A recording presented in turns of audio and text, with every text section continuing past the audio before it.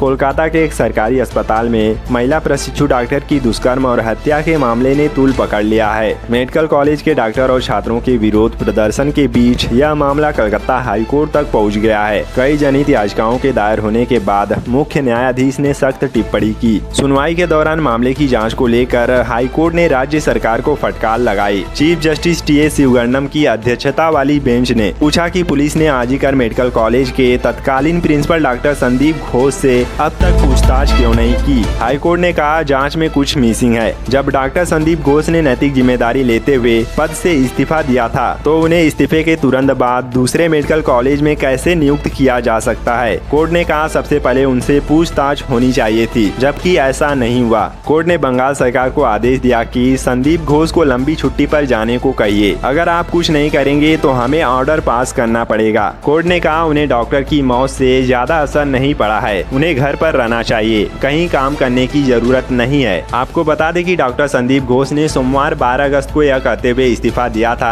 कि trainee doctor मेरी बेटी की तरह थी, एक पेरेंट के रूप में मैं इस्तीफा दे रहा हूं। हालांकि 24 घंटे बाद ही राज्य सरकार ने उन्हें कलकत्ता मेडिकल कॉलेज और अस्पताल का प्रिंसिपल नियुक्त कर दिया। इसको लेकर डॉक्टर्स काफी नाराज हैं। कलकत्ता हाईकोर्ट ट्रेनी डॉक्टर से रेप मर्डर केस से जुड़ी कई याचिकाओं पर सुनवाई कर रहा है। इनमें एक याचिका ट्रेनी डॉक्टर के माता पिता की शामिल है, जिसमें उन्होंने अपनी बेटी के मौत की जांच कोर्ट की निगरानी में कराने की मांग की थी। वहीं मेडिकल कॉलेज के डॉक्टर और छात्र सड़कों पर उतरकर लगातार विरोध प्रदर्शन कर रहे हैं। जूनियर डॉक्टरों ने न्याय मांगते हुए मंगलवार को भी हड़ताल जारी रखी। उन्होंने पुलिस को जांच पूरी करने के लिए कल तक का समय दिया है। इसके अलावा Calcutta national medical college and hospital में जैसे ही बंगाल के मंत्री जावेद अहमद खान और टीएमसी विधायक स्वर्ण कमल शाह मंगलवार को पहुंचे तो उन्हें छात्रों के भारी विरोध का सामना करना पड़ा। डॉक्टरों की हड़ताल के कारण स्वास्थ्य सेवाएं लगातार प्रभावित हो रही हैं। आज भी कुछ ऐसी स्थिति देखने को मिली। सुबह से ही सभी सरकारी अस्पतालों के बाह्य रोगी विभागों ओपीडी में मरीजों की लंबी कतारें देखी गयी। मरीजों की बढ़ती संख्या पर सरकारी SSKM अस्पताल के एक अधिकारी ने कहा चूँकि सोमवार को अधिकांश वरिष्ठ डॉक्टर मौजूद थे, इसलिए स्थिति को संभाल लिया गया था।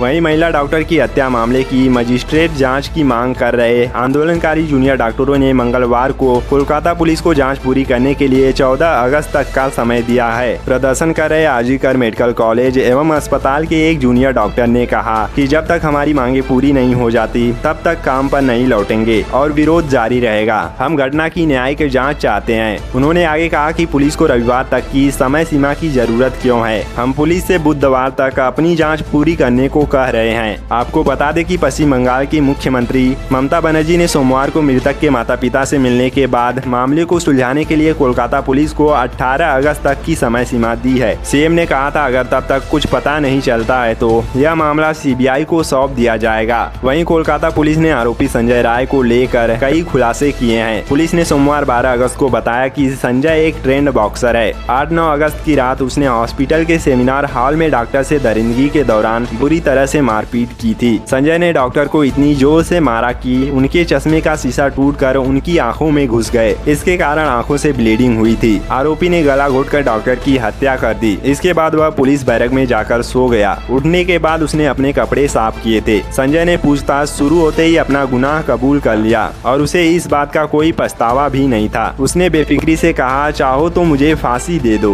वहीं घटना को लेकर भाजपा ने भी पश्चिम बंगाल सरकार पर जमकर निशाना साधा है। पार्टी ने इस घटना की तुलना दिल्ली के निर्भया कांड से करते हुए इसे निर्भया 2 करार दिया। वहीं भाजपा सांसद सुधांशु त्रिवेदी ने आरोप लगाते हुए कहा कि घटना में जिस तरह अपराधियों को संरक्षण दिया गया वह और भी दुखद है। जिस तरह से आजीकर के प्रिंसिपल को 24 घंटे के भीतर किसी अन्य कॉलेज के प्रिंसिपल के रूप में फिर से नियुक्त किया गया वह बंगाल सरकार के संरक्षण को दर्शाता है। सुधांशु त्रिवेदी ने कहा यह बंगाल सरकार द्वारा की गई जांच पर संदेह पैदा करता है। आज मैं पूछना चाहता हूं कि पश्चिम बंगाल की सीएम को उस प्रिंसिपल के प्रति सहानुभूति क्यों है। मेरा टीएमसी सरकार से सीधा सवाल है कि इतने दिन क्यों दिए जा रहे हैं। क्या यह हेर फेर के लिए है। ये हम संदेश खाली घटना में देख चुके हैं। जांच को देश की सर्वोच्च जांच एजेंसी CBI को क्यों स्थानांतरित नहीं किया जा रहा है। इंडिया गठबंधन के सभी लोग जिस तरह से मिले हुए हैं। कहाँ गई प्रियंका गांधी जो कहती हैं लड़की हूँ लड़ सकती हूँ, उनके होठ सिले हुए हैं। वहीं भाजपा नेता शहजाद पूनावाला ने कहा बंगाल में ममता बनर्जी और टीएमसी की निगरानी में जो हो रहा है वह निर्भया पार्ट 2 से कम नहीं है। यह जाहिर है कि यह एक दुष्कर्म नहीं बल्कि सामूहिक दुष्कर्म का मामला है। सबूत यही इशारा करते हैं, लेकिन सिर्फ एक आरोपी को पकड़ा गया है, बाकी सभी सभी आरोपी टीएमसी से जुड़ाव की वजह से संरक्षित हैं। टीएमसी सरकार की जांच समिति में वो लोग हैं जो कि तृणमूल के करीबी हैं, इसलिए जाहिर है कि बंगाल सरकार कुछ छिपाना चाह रही है।